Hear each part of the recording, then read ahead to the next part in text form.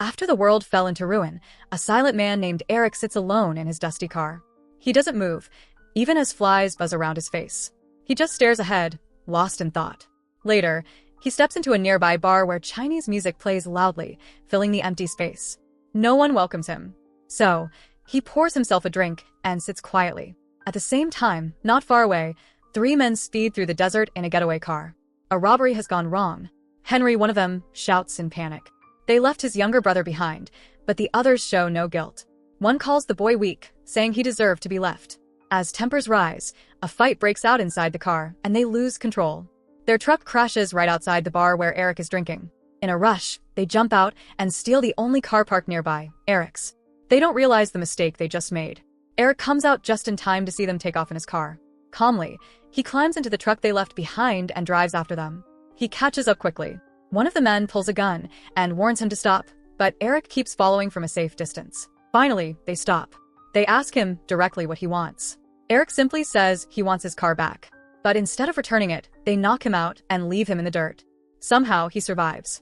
Elsewhere, Henry's younger brother, Ray, wakes up in the middle of nowhere, bleeding and dazed. He stumbles into a military truck and drives off. Eric wakes up alone, bruised but alive. The thieves are gone, but at least they left the truck with its keys. Determined to get his car back, he drives on. He arrives at a quiet spot with trailers and asks around, but nobody helps. "I'm looking for my car.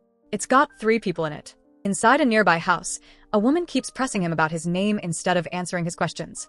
Annoyed, Eric pushes past and enters another room, where a dwarf is playing dominoes with 2 men. Eric calmly asks for a gun. The dwarf takes him outside to a trailer and offers one for $300. Eric doesn't have that kind of money. Without a word, he shoots the dwarf and walks away. He returns outside. Just as he's about to leave, Ray appears, injured and barely standing. He demands to know why Eric has his brother's truck. Eric seizes the chance and questions him, but before Ray can answer, he collapses from blood loss. With no choice, Eric starts looking for a doctor. He asks a shopkeeper for help, but the man threatens him unless he buys something first. Once Eric pays, they finally tell him where to find one. He drives through the night with Ray unconscious in the back. Eventually, he arrives at a small house in the middle of nowhere. A woman steps out holding a rifle, and moments later, a man appears behind Eric. Now caught in the middle, Eric lowers his gun slowly as they both aim at him. He pleads for help. Ray needs treatment. The woman is a doctor. After a moment of tension, she agrees. As she treats Ray inside, she asks Eric if Ray is his friend. Eric avoids the question and instead offers to pay. But she explains that money has no meaning anymore. She has survived without it just fine. Eric doesn't respond. He steps outside and washes his face quietly. That's when he notices a shed filled with dogs locked in cages. He stares at them, silent as always. The doctor joins him and explains that if she doesn't keep them locked up, people will take them for food. Families left their dogs in her care, but none ever returned. Eric says nothing. He simply walks past her and back into the shadows. The next morning, Ray wakes early and sees Eric sleeping nearby. Still confused, he watches him quietly. When Eric wakes, he immediately grabs his gun and points it at Ray, demanding to know where Henry is. Scared, Ray promises to lead him south to where his brother is heading. Before they can leave, an alarm blares. That's 2 cars. Eric warns the doctor and tells her to grab her rifle. The people coming are connected to the dwarf Eric killed earlier. Moments later, shots are fired. The man helping the doctor is gunned down instantly, but Eric fights back fiercely. With his shotgun, he fires without hesitation until the threat is gone. The doctor loses her friend that day, all because she helped 2 strangers. After that, Eric and Ray continue driving in silence. When night falls, they stop at a motel and take a room. Eric presses Ray for more information about Henry, but Ray still holds back. Frustrated, Eric snaps. He grabs Ray by the neck and throws him to the floor. That moment finally breaks Ray. He gives up the name of the town Henry was heading to, Carlene. Eric nods, then loads his gun, quietly removing the bullets from Ray's weapon. Later, he steps outside to sit alone under the stars. Ray follows him out and says Eric still needs him because he doesn't know exactly where to go. But Eric coldly replies that he's only keeping Ray in case Henry isn't there. If this turns into a dead end, Ray is finished. Eric then asks why Ray was left behind. Ray hesitates, then says Henry had to leave in a hurry. That's all. But Eric doesn't hold back. He tells Ray flatly that Henry abandoned him to die. Ray pushes back, saying he believes in God and in his brother. Neither would leave him to suffer. Eric doesn't share that faith. He says again that Henry left because people always save themselves when things go bad. Ray doesn't answer. He just walks away and goes back inside. Later, while alone, Ray notices that Eric's gun is empty. Quietly, he loads it with bullets he kept hidden in his pocket. Meanwhile, a military truck pulls up outside the motel. Frightened, Ray hides between the beds. When he hears a knock at the door, he panics and fires. But it isn't soldiers, it's just a little girl bringing them blankets. Frozen in shock, Ray can't even breathe. Suddenly, real soldiers burst in and open fire. Ray is pinned, unable to move. But Eric appears at the rear, taking them out swiftly and saving Ray once again. Their journey continues through the dry roads of a broken land. Along the way, they stop and watch a long Chinese oil train pass by, guarded by private soldiers. Even after the collapse of the world, some systems are still running, and some people are still making profits. That night, the air feels calmer than before. The two sit together in the quiet, speaking casually as if the past days hadn't been full of blood and dust.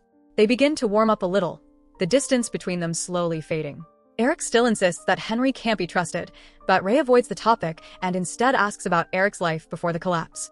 After a pause, Eric admits he was once a farmer. Nothing more. But even now, he hides his deadly past and says nothing about his sharpshooting. The conversation turns heavier when Ray quietly admits he can't stop thinking about the little girl he shot by mistake. He stares off, lost in guilt. Eric looks at him and simply says he shouldn't forget it, that carrying the memory is the price for taking a life. Ray listens in silence, and neither of them say another word. At dawn, while Eric is still asleep, Ray steps outside to relieve himself. Out of nowhere, soldiers sneak in and capture Eric. At the base, Eric stares at the officers and asks why they don't just shoot him like everyone else. They don't answer.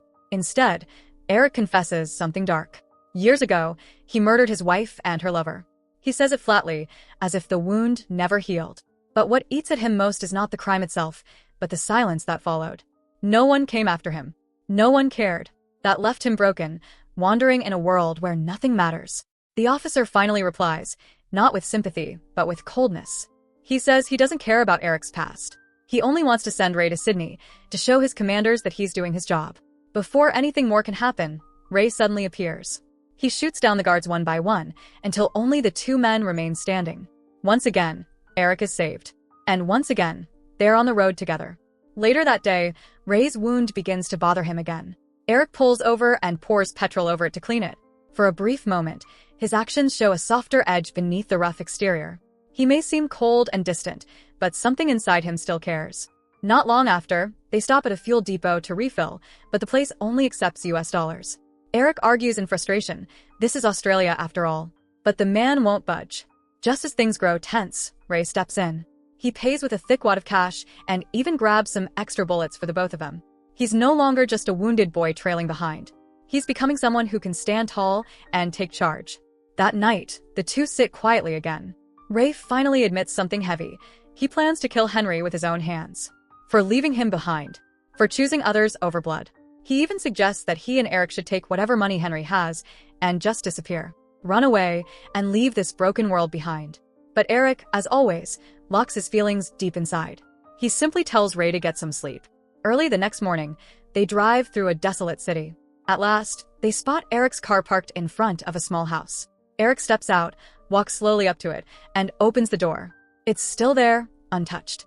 He sits inside for a moment, as if reconnecting with something long lost. Ray urges him to go inside the house, but after a long pause, Eric finally steps out and makes a plan.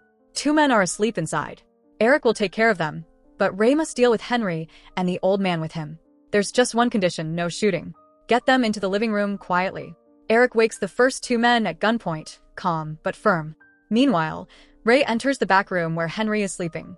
He calls out softly, hesitating like a child unsure of what to say. Henry, wake up. Henry opens his eyes in disbelief. His little brother is pointing a gun at him. Tension fills the room. Henry, still groggy, asks what's going on. Ray demands to know why he was left behind. Both brothers now face each other with guns drawn. Henry insists they thought Ray was dead. Ray cries out, I thought you were my brother, man.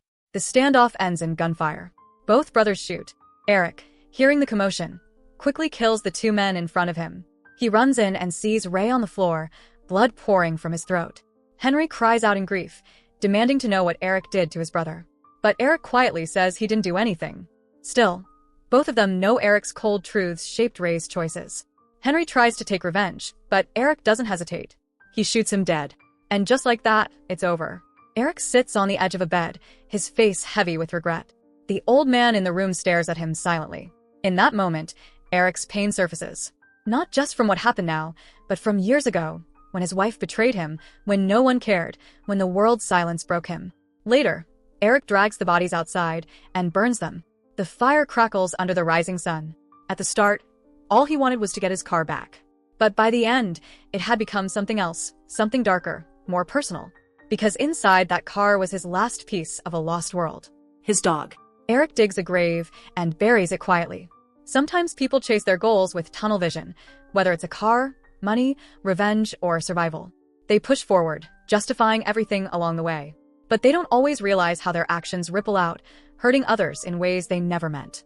Like crooked politicians, greedy businessmen, or ordinary people lost in a broken world, they all carry silent damage. And sometimes they only see it too late. So that's it. Hope you enjoy the story. Subscribe and press the bell icon for more videos.